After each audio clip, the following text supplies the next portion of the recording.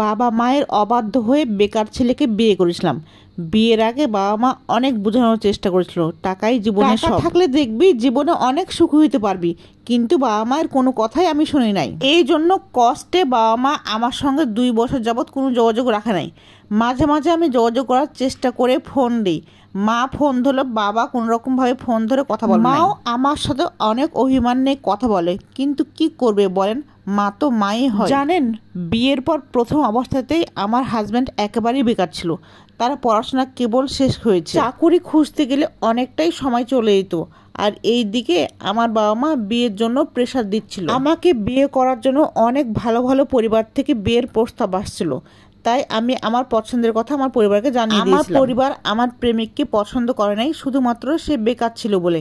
আমার বাবা তো বলেই দিয়েছিল, মেয়েকে এত পড়াশোনা করেছে কি বেকার ছেলেকে বিয়ে দেওয়ার জন্য? জানেন, আমি আমার বাবা মাকে অনেক বোঝানোর চেষ্টা করেছি যে টাকা পয়সা জীবনে আসবে যাবে, কিন্তু আমি আমার পছন্দের মানুষকে যদি একবার হারিয়ে ফেলি তাহলে কিন্তু আর ফিরে পাবো না। কিন্তু আমার বাবা মা আমার কোনো কথাই শুনতে চায় নাই। বাবা মা ভালো প্রপোজাল নিয়ে আমার বিয়ে ঠিক করে। এক প্রকার আমি বাধ্য হয়ে আমার বেকার প্রেমিকের হাত ধরে বাসা থেকে বের হয়ে যাই। বিয়ের পর আমাকে জয়েন্ট ফ্যামিলিতে থাকা লেগেছিল। শ্বশুর শাশুড়ি একরকম বাধ্য হয়ে আমাকে মেনে নিয়েছিল, তাছাড়া ওনাদের ছেলেদের মুখের দিকে তাকিয়ে আমাকে মানিয়ে নিতে বাধ্য হয়েছিল। ওনারা ওনাদের ছেলেকে এত রাত্রে বিয়ে দিতে রাজি ছিলেন না। ওনারা চাইতেছিলেন ওনার ছেলে কিছু করুক, ওনার ছেলে জীবনে একটু সেটেল হোক, ওনাদের ছেলেদের বিয়ে দিতেন। কিন্তু আমাদের দুজনের হাতেই কিছু করার ছিল না, বিয়েটা সম্পূর্ণ আমাদের পরিস্থিতির শিকার হয়ে করতে হয়েছিল। বিয়ের পর প্রথম 3 মাস আমাদের খুব আনন্দে কেটেছিল, কেউ কিছুই বলে নাই। কিন্তু জানেন, হঠাৎ করে আমার শ্বশুর শাশুড়িদের মধ্যে অনেক রকম পরিবর্তন চলে আসে। তাদের আচরণ একেবারে অন্যরকম হয়ে গেল। হঠাৎ হঠাৎ খোঁচা মেরে বলতো তাদের অল্প বয়সী ছেলেটা বিয়ে করে নাকি ফেঁসে গেছে, ছেলের জীবনটাই নাকি নষ্ট হয়ে গেছে। তাদের ছেলের ফিউচার নিয়ে কথা বললে আমার অনেক খারাপ লাগতো। জানেন, আমার হাতে কিছুই করার ছিল না। আমি এক প্রকার বাধ্য হয়ে আমার প্রেমিককে বিয়ে করেছিলাম। আমার হাজব্যান্ড এসব কথা শুনে অনেক কষ্ট পাইতো।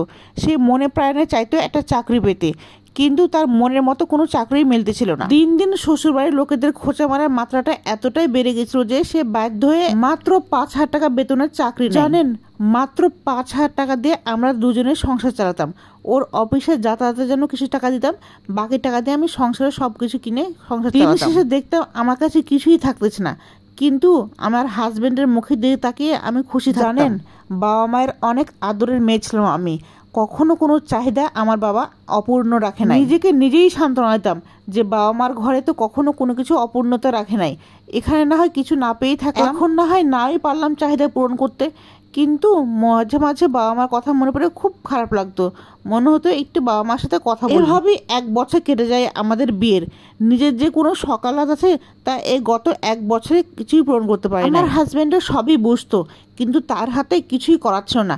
সে মাঝে মাঝে বলে বসতো, তোমার তো কোনো সকালাতে আমি পূরণ করতে পারতেছি না। আমার কথা ভেবে সে অনেক কষ্ট পেত।